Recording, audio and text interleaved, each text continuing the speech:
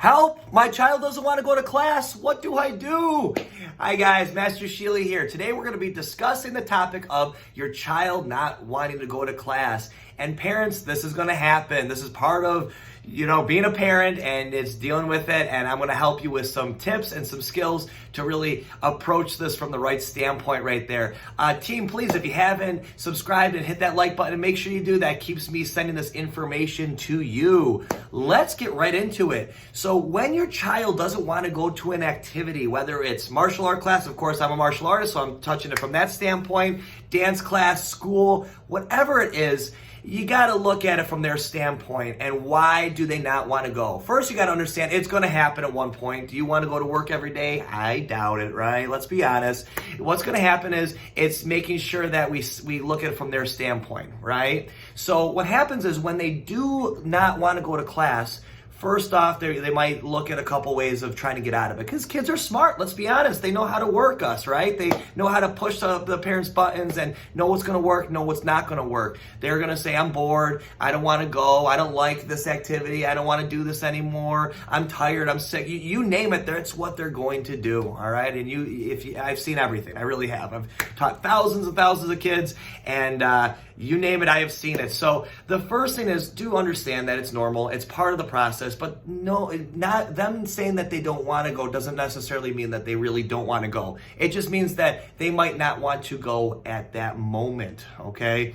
So if I have a child, and let's say it's summer break, and they're playing outside, and I've literally had this is a real situation that happened before, and the child is playing outside, they're playing in the pool, they're having a great time, and I had a parent, they went to their kids, they said, guys, get your bags packed. And I thought it was going to be a wonderful thing. Get your bags packed. We're going to go to Disney World.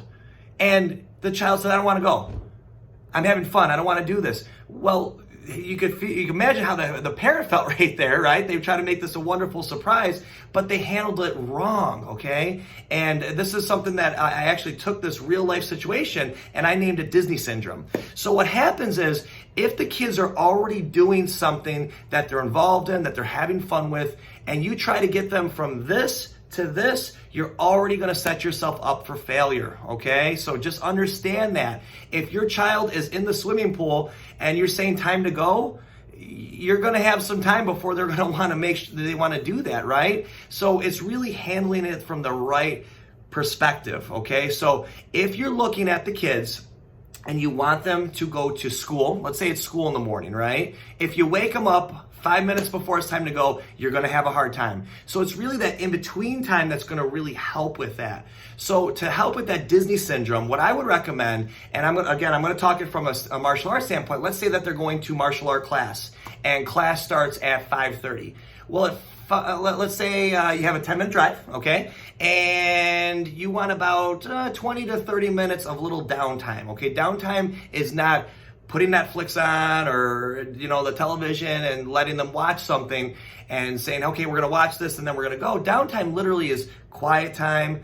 Make sure they have a snack. Maybe they read a book. You can even tell them, hey, let's stretch out. Let's get ready for class because we're going to have a wonderful one today. So it's really kind of setting them up. So I would give them that downtime before they actually go. This is going to really help with getting them that momentum to go to class right there. So if you're trying to get them from the pool to class, you're going to have a hard time. Let's be honest, right? So setting them up before that actually happens. Now, when they are still giving you a hard time with that, you have to look at it from the standpoint of why are they giving you a hard time? What's really, really going on? A lot of times they're tired. A lot of times they've just been doing so many activities already that they're having a hard time to, have that downtime and be a kid. So you got to look at it from their perspective and their standpoint as well. So guys, to try to help with that Disney syndrome, set some time up before they actually have that activity where it's a little downtime. They could read a book, they could have a snack. You just don't want anything really stimulating where they get too involved in it, right? Pool, playing too much with the toys, anything with electronics, I would not touch because you're gonna have a hard time getting away from that. The next thing, guys, is once they actually go, you want to tell them, hey, did you have fun today, right? So after class, after school, you always want to kind of talk to them, right? You want to say, hey, how was class today? How was school? But I wouldn't just say that. I would say, give me some details. What happened today? If you say, how was school? What are they going to say? Good. right? You're not really helping yourself right there. Hey, Johnny, tell me something wonderful that happened in school today. Tell me, can you tell me what happened? I don't know what happened in math class. Did you learn anything new today? How was gym class? What happened in there? What sport did you play today? Right? So be specific. Talk to the kids. Really communicate with them, because the more interest that you show is the more that they're going to show. And that's really an important thing. Team, I do have a saying, and I hope no one gets offended by this, but it's very true. Kids don't quit. Parents quit first, okay? And I want to say this again. Kids don't quit. Parents quit first, right? It's only takes so many times before your kid doesn't want to do something before you want to throw the towel in, because you're busy. You don't want to deal with it. It's just taking too much time, taking too much energy. You'd rather just let them do something else, right? But you have to look at it from the standpoint of, is this good for my child? Is this something that's going to really help them down the line, right? We always, when it comes to schooling, they have to go. They're forced to go. And we know it's good for them at the end of the day. But what happens is, what about a special activity that they really got involved in? I know as a martial artist is such an important thing, and so many skills that you actually learn from martial arts, that it's just an amazing process to go through. But you got to look at it from that standpoint. Is this good for your child? Is this something that they're going to really benefit from down the line? And the answer is yes, most of the time, right? Anything you get your kid in is usually good for them. If it's playing video games, I probably would say no, right? That's just something to waste some time. But if it's something that's going to really help them grow as a person, help them grow physically, mentally, everything, that's what you really want to look at it from. So if you're looking at it from that standpoint, make sure you know that kids don't quit first, parents quit first. Now, moving forward from that, when you have the situation where the kids are not wanting to go, I would set them up for an award system. I would praise what you do. I would set them up for an award system and something to really say, hey, this is why I want you to do this. So let's say Johnny doesn't want to go to class. Make Johnny a little chart at home. And we do this for our students in the school here. Make a chart and have them, give them a smiley face, give them a blank face, or give them a frown face. And what that's going to do is it's going to set them up. So let's say that they're going, let's go to a school situation. They're having a hard time going to school. They went to school, they had a great time, you give them a smiley face, right? At the end of that time frame, I would say 2 weeks. Again, if you look at my other videos, 21 days to build a habit, right? So I would look from 2 to 3 weeks to really build that habit. If they have more smiley faces than frowny faces or blank faces, you're going to give them an award. Now, I would not buy them something, right? Kids nowadays, they have too much stuff. I would not buy them something. I would give them something that they can experience a memory. So let's say there's a movie that's coming out. I would take them to that movie. Say, hey, we're going to go see that movie, whatever it is.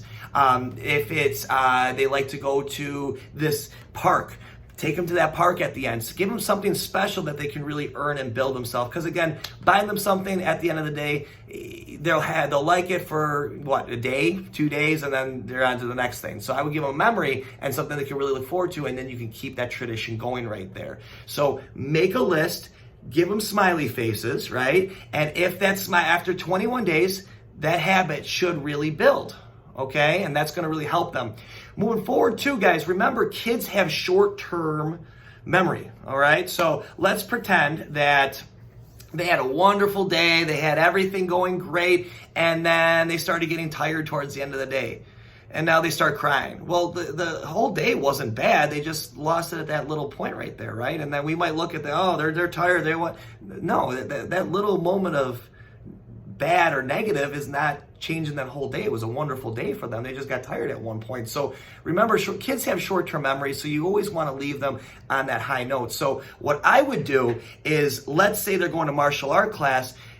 At the end of the class, don't talk about, hey, remember how you didn't want to go to class today? Don't bring that up. Bring up, hey, you did awesome out there. I loved your kick. Oh, that punch was great.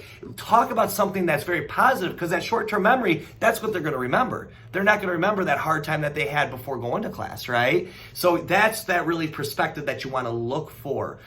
Team, as we move forward, remember that you have to have that image and that vision for them before they have it for themselves. When I started martial arts when I was about 7, and since I was about 8 years old, my dad always told me, he said, I want you to have your own martial arts school someday. And at that point, when I was a kid, it never really meant anything. I was like, oh, cool, Dad, yeah, I want to do that.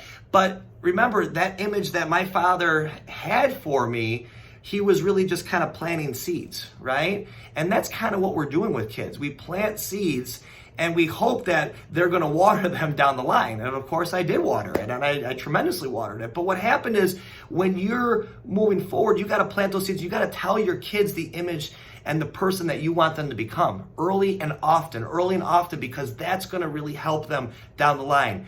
Team, I would not let your kids quit things. I would set goals for them. I would give them opportunities to really help them set themselves for success.